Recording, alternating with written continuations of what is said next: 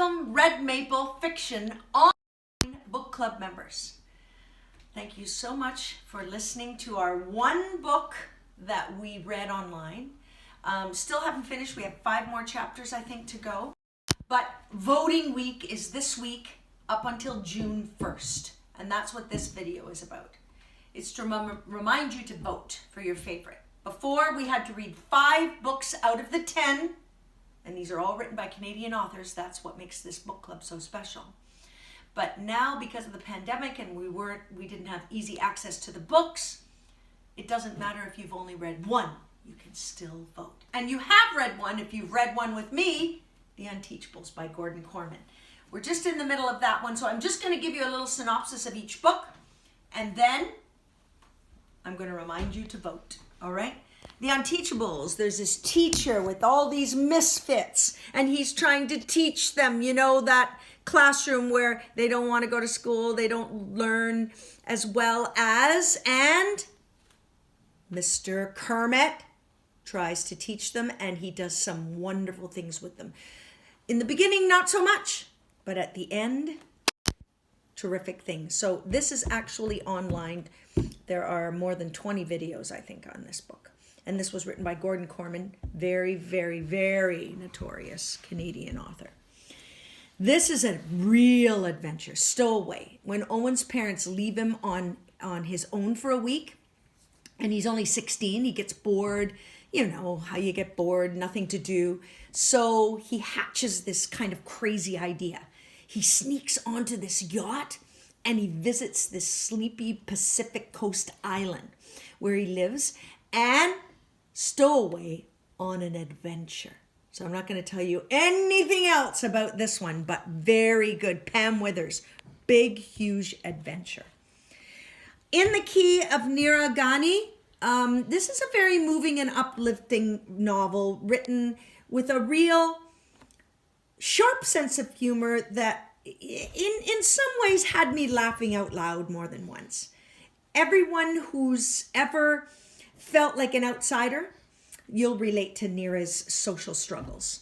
So the relationships between Nira and her family, they're loving, but and very warm and accepting, but it has its challenges. So this is a story about feelings, struggles. But in the end, you'll see if you keep reading. Beautiful story. 6 years ago, Evelyn and Philippa, they're sisters. They both go to this world, this other world, and one likes the world better than the other. One wants to go back, one doesn't. And what do they do? And what adventures do they come across? And this one is written by Laura E. Waymount.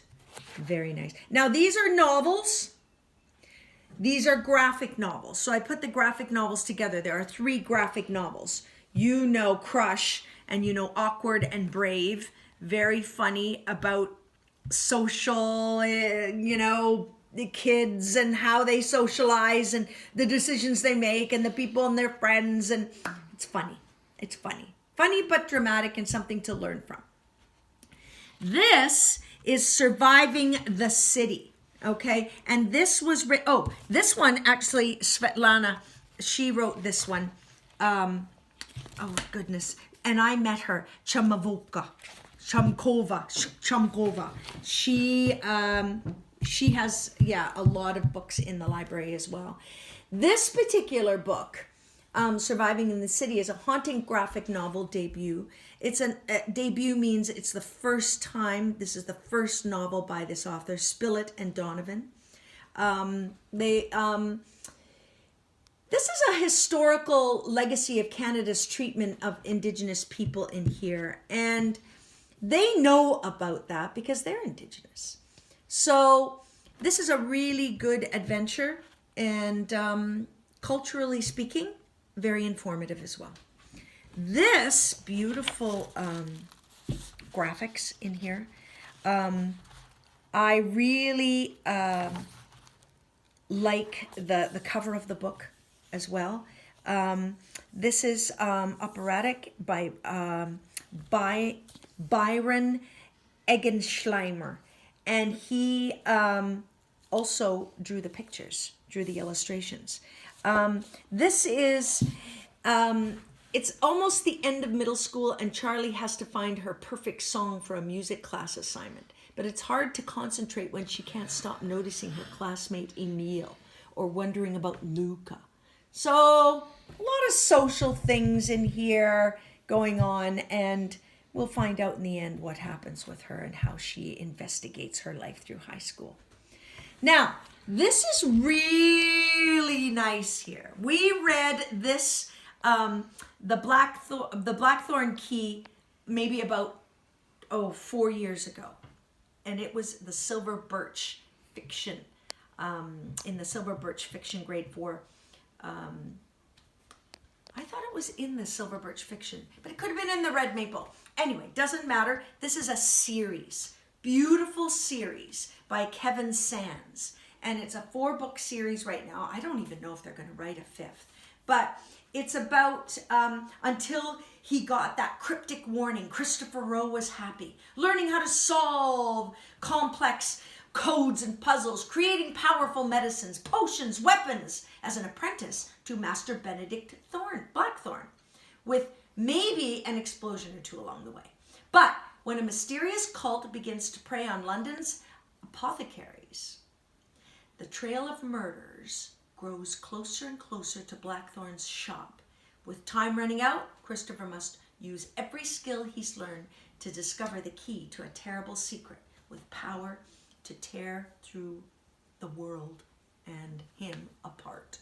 Nonetheless, it keeps going on in these books as well with other characters. So more puzzles, more mysteries, more murders to solve throughout these 3 books in it. But this is the book right now that is on the list. Oh, okay, The Call of Rain.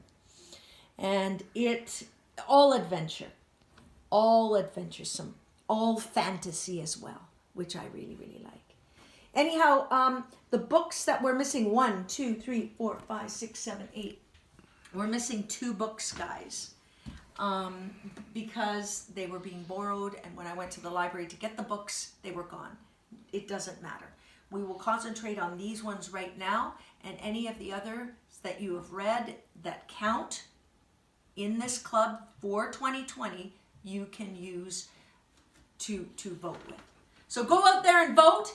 Email me your vote, brenda.spencer@tdsb.on.ca. Thank you so much for coming, and see you next time.